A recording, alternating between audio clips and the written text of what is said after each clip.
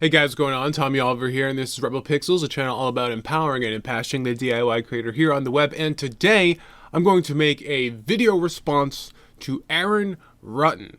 Now, this video response is a little late. This video came out all the way back in September of last year. However, I was not aware of the video back in September of last year. I've seen it popping up often in the recommended sidebar on a lot of my videos as of late, and that's how I discovered it. So I decided to watch it because it had an interesting title, and I have some things to say about the video. The video in question that I'm going to be responding to by Aaron Rutten is called Why I Don't Recommend Wacom Alternatives. Now, of course, having something like this pop up in relation to all of my videos, most notably my Wacom Alternative reviews, seemed a little bit confusing, since generally I tend to recommend these products for certain buyers.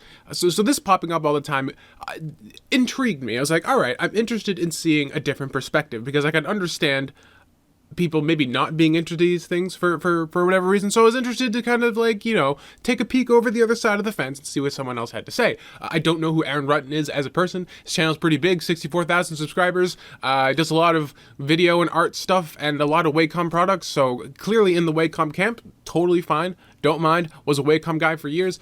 So I watched the video, and there are a couple things that I took, I don't want to say umbrage or issue with, just things I was a little confused about. So I figured I'd kind of address them here for people who might be watching my channel but aren't subscribed and might be seeing some stuff like this in the sidebar and have questions. And I figured I'd just kind of address what's said in this video to the best of my abilities, not knowing the details of the situation more than what is presented here.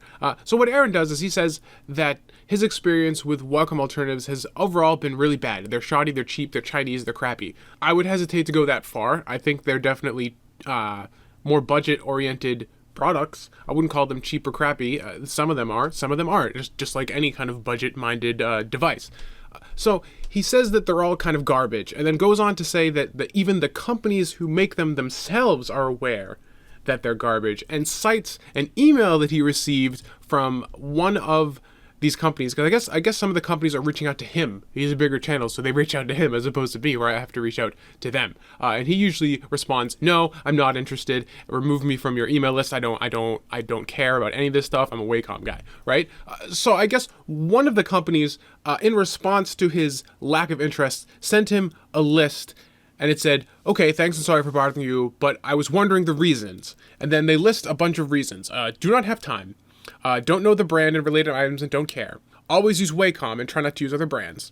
Has used their brand of items in the past but has bad experiences and don't want to use them again. Does not like China cheap items or other. So there are these lists of things.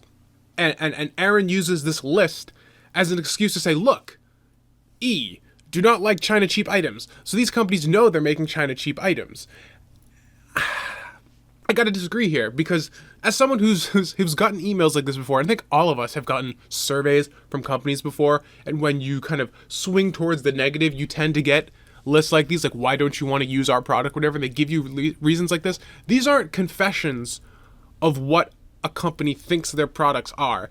These are guesses or estimations or even like lists of things that the company believes that people who aren't interested in their product either misconstrue or perceive their products to be. And so by reaching out to people who aren't interested in their stuff and getting feedback on how these customers who aren't interested perceive their brand or their items, they can understand how they're being perceived negatively and change their marketing or their products portfolio in order to adjust and steer away from these negative perceptions. So this list here, especially when it says, you know, I've had bad experiences or I don't like China cheap items, it isn't them admitting that they're China cheap items, even though in some cases for some of these companies that probably would be an apt description. What it is that they're acutely aware that there are people like Aaron, like other people, I'd assume, who use Wacom and see all the alternatives as China cheap crap. And so they're putting that on the list. So if enough people choose like Aaron clearly has here, they're gonna be like, oh, we have an image problem with our products. Everyone thinks because we're Chinese alternatives, we think we're crappy. We need to do more in our marketing and then our end product to make sure that it has more of a quality feel and look and impression to it than what it normally does.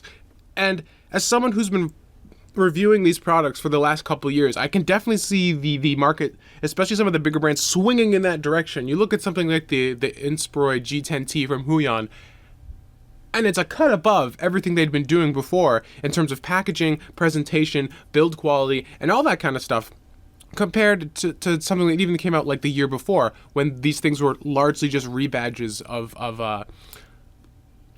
very basic chassis. They just had a different logo thrown on them. The tablet I'm looking at right now that I have a review coming out hopefully in the next couple weeks, the XP Pen Artist 16, is a step above even the last couple items that XP Pen has sent me. The fit and finish on here is a lot better. So these products aren't garbage. And just kind of to step back a bit again and get a bit more general, not even just talking directly about what Aaron was saying, but in terms of the perception of the products in general, I really don't like when people say this product is crap, it's not good for anybody, without even using them. Because obviously Aaron had one bad experience. There was a video that I saw, like when I started this channel, from Aaron, when he reviewed, I think it was an Uji tablet, and he couldn't even get it to work, and said, fuck it, this thing's crap, and I'm returning it, and these are all garbage, never use them. And I think that's probably the extent of his experience with these products. And to take that one bad experience and blanket coat the entire kind of like group of products from multiple companies over the years seems incredibly short-sighted to me.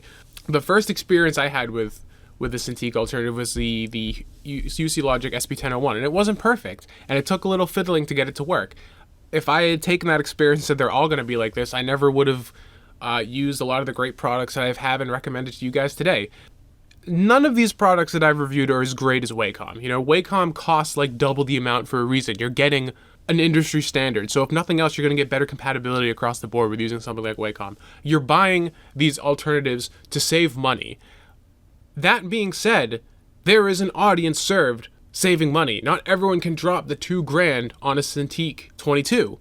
Instead, you want to drop $400, $500, $600 and get like a 19 to 22 inch alternative that'll do 80% of the stuff that a Cintiq would do and 100% of stuff that you need it to do. You know, it's like somebody with a lot of money rolling around in like a BMW, like a tricked out BMW, and they're like, well, all the other cars are shit. There's no reason, like, if you don't get a BMW, what the fuck's wrong with you? Like, the BMW is like the most, it's like luxurious, it's nice, it's great, it's fucking great. I don't understand why anybody would drive something like a fucking Toyota Corolla. Like, the thing's a piece of shit. Drive a BMW. Look how much better it is. Like, okay, yeah, the BMW is better than the Toyota Corolla, but the Toyota Corolla is way more affordable and targeted to a completely different kind of consumer than a fucking BMW.